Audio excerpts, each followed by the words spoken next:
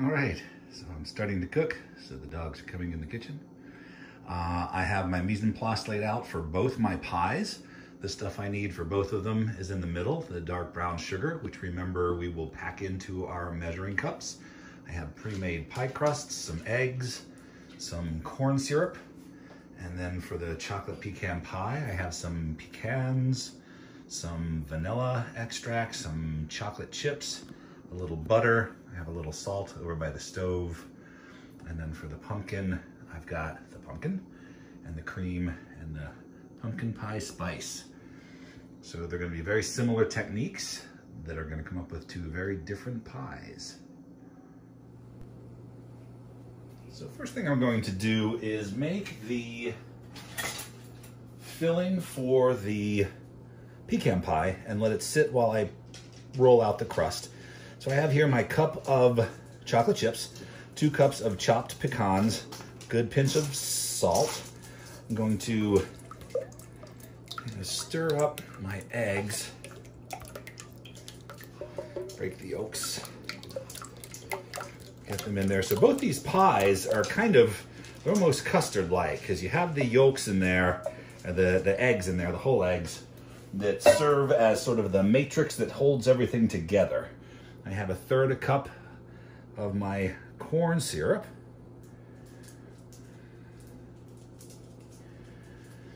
As if you remember, with our brown sugar, you want to really pack that in good, so when it comes out like a nice little disc. Then I have my, how much is the vanilla? The vanilla is 1 teaspoon. Let's get out a teaspoon.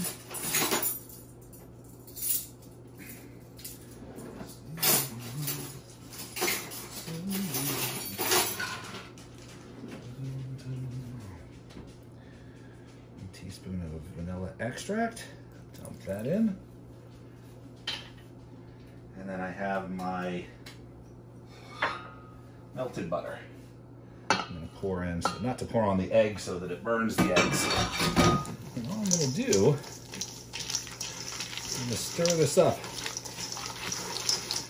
Now what's going to happen, oh, it already smells good, the vanilla. What's going to happen is that as it bakes, the eggs are going to kind of, well, the heat's going to melt the chocolate and sort of set up the eggs.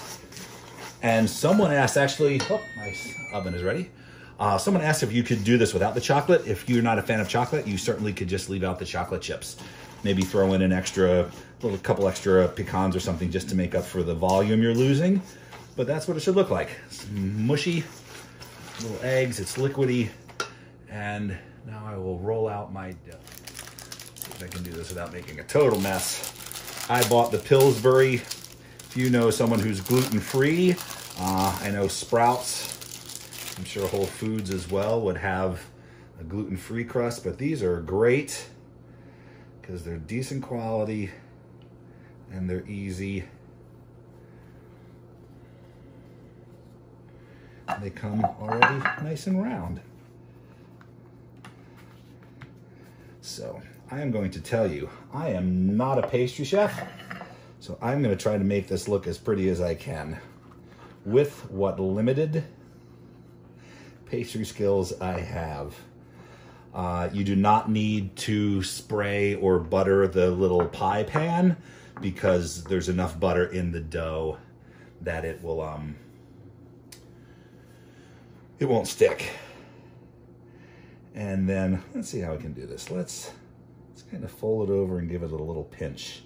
So all I'm doing is just kind of folding over the extra and then pinching it up so it's got a nice little scalloped look to it. This is not my forte. If you're good with pastries, or if your mom is good with pastries, or your dad is good with pastries, you can make this look as pretty or as horrendous as you want.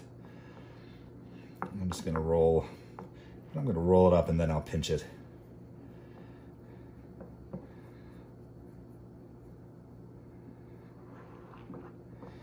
Pastry is a totally different, there we go. Now I'm getting a little crown shape.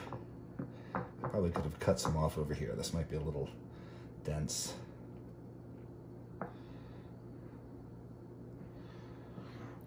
Two good little peaks there.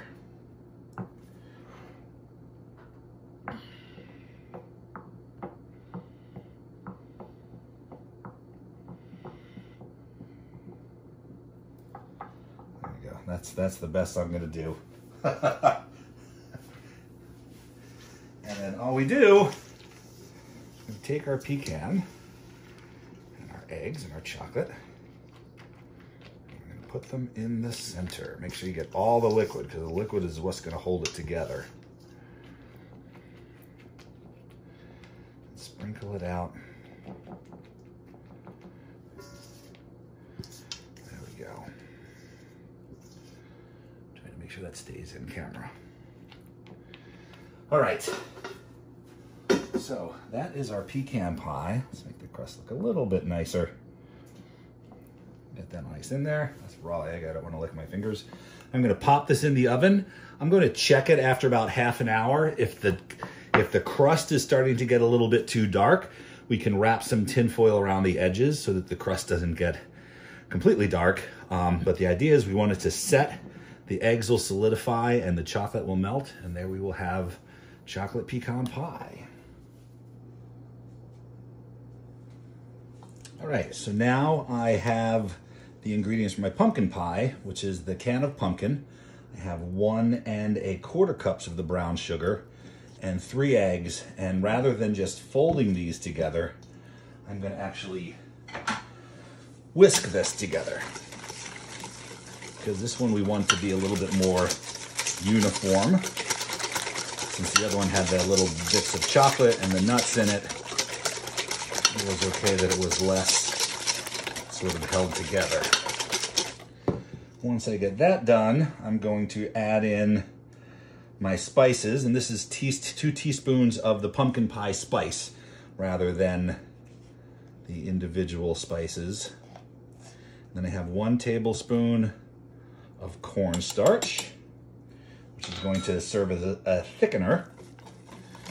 And I have 1 cup of cream and 1/4 cup of milk, which I will admit is oat milk, because I thought I had milk, but I did not have milk.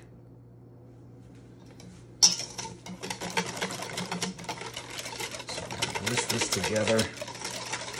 I'm gonna make sure that that cornstarch doesn't have any holes. It starts to look nice and white like that. So this one is gonna look a little different. I thought I had 2 pie pans, but I do not. I only have 1 pie pan. So this is actually in a cake pan.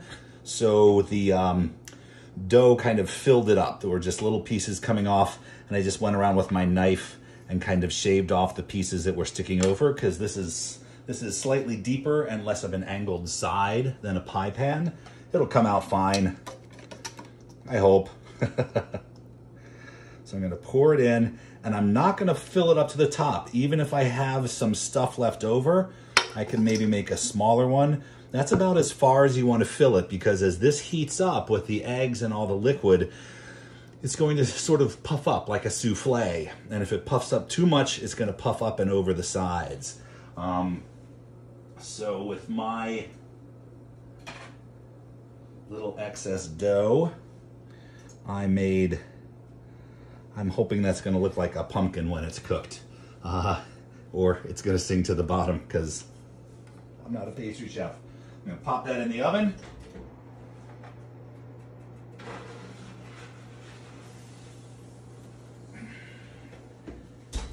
And the same amount of time. So the other one has been in for 15 minutes.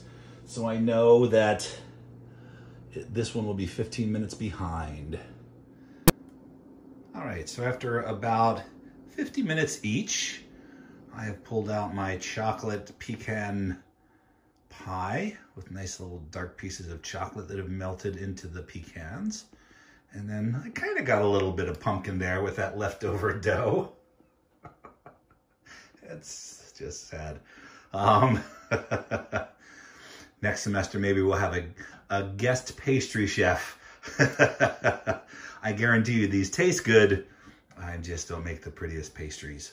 I would love to see your pictures if you decide to make these, but again, this exercise is our gift to you to make pies for your family if you celebrate Thanksgiving, or just to keep on hand for some time if you want to do a nice little pie or tart.